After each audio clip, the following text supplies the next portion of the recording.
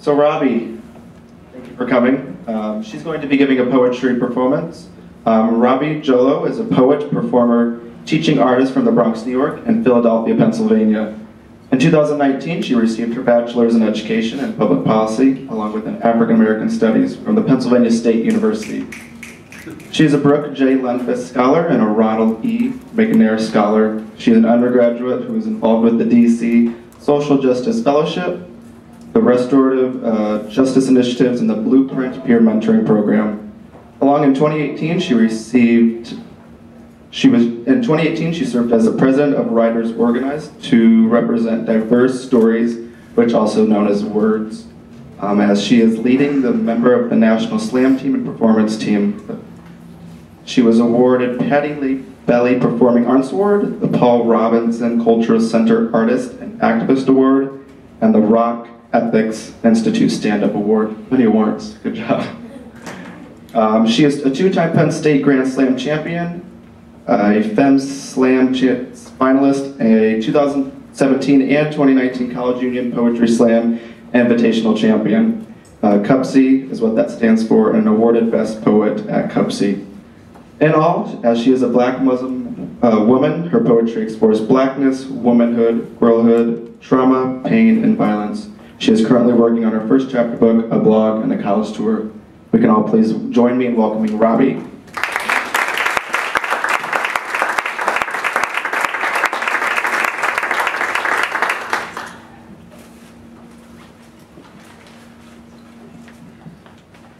Hello. Oh, is this working? Okay. Hi, good afternoon, you all. It's so nice to be outside. Since I graduated, I've literally been hanging out in my mom's basement, like, and not going anywhere because I just do a lot of work. I just wanted to thank my professor, Dr. Mitra, for inviting me to come here. She's so great.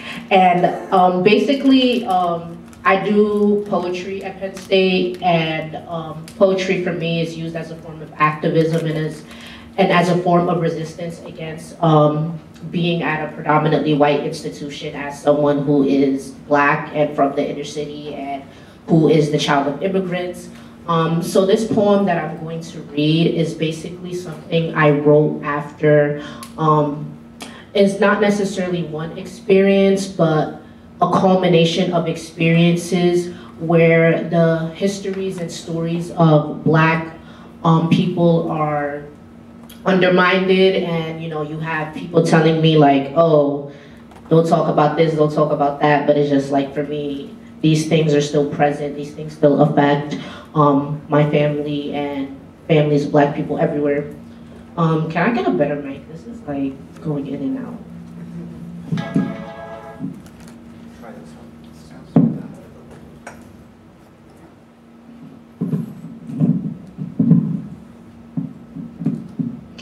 So, okay, this is better. Okay, there is brief profanity, nothing crazy, nothing my mom would be mad at. So, just want to say that. So I'm in this white classroom, right? And Susie, Mackenzie, Katie, Kate, and Caitlin from Theta Beta Apple Pie wants to know why I'm talking about slavery.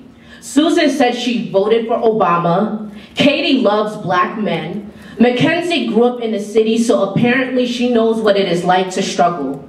They want to be my friend because they think Martin Luther King Jr. would be proud of me. They want me to get over it. And to those people I have to say, did you know that Africa still smelled like you? Like gunpowder mixed into meals, like foreign fabrics on flagpoles.